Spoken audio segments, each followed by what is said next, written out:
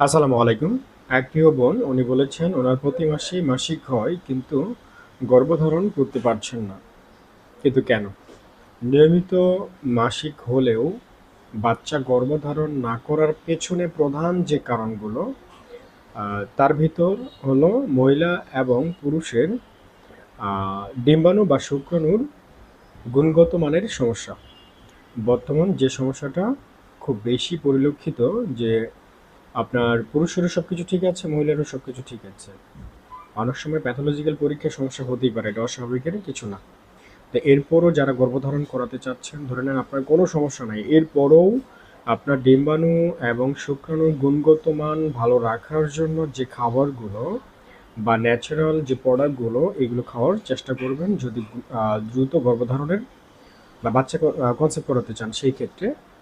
যাই হোক, আপনার ডিম্বাণু এবং শুক্রাণুর গুণগত সমস্যার কারণে হতে পারে। দ্বিতীয়ত ফ্যালোপিয়ান টিউব ব্লক অথবা কোনো প্রকার ইনফেকশনের কারণেও হতে পারে।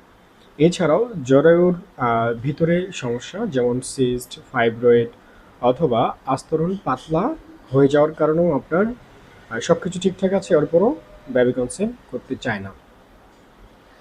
এরপরও আপনার হরমোনাল ভারসাম্যহীনতার কারণে এরকমটা হতে পারে, যেমন থাইরয়েড হরমোনের কারণে বা পিসিওএস এর সমস্যা বা প্রোল্যাক্টিন হরমোনের কারণে হতে পারে, হ্যাঁ, ইত্যাদি সমস্যার কারণে হতে পারে। আর সাধারণ যে সমস্যাগুলোর কারণে হতে পারে সেটা হচ্ছে অতিরিক্ত মানসিক চাপ বা শারীরিক দুর্বলতা থেকেও আপনার সব কিছু ঠিক আছে, মাসিক ঠিক আছে, মাসিক প্রতি মাসিকটা প্রতি মাসেই হয়, হাজব্যান্ডের কোনো সমস্যা নেই, এরপরও আপনার গর্ভধারণ না করতে পারে আপনার অতিরিক্ত মানসিক চাপ বা শারীরিক দুর্বলতার কারণে এরকমটা হতে পারে। আপনার যদি সব কিছু ঠিকঠাক থাকে আপনারা অবশ্যই ট্রাই করেন, ওই জাতীয় খাবারগুলো খাওয়ার চেষ্টা করেন। প্রয়োজনে নিকটস্থ হাসপাতালে যোগাযোগ করুন অথবা যোগাযোগ করুন। ভালো থাকবেন। আসসালামু আলাইকুম।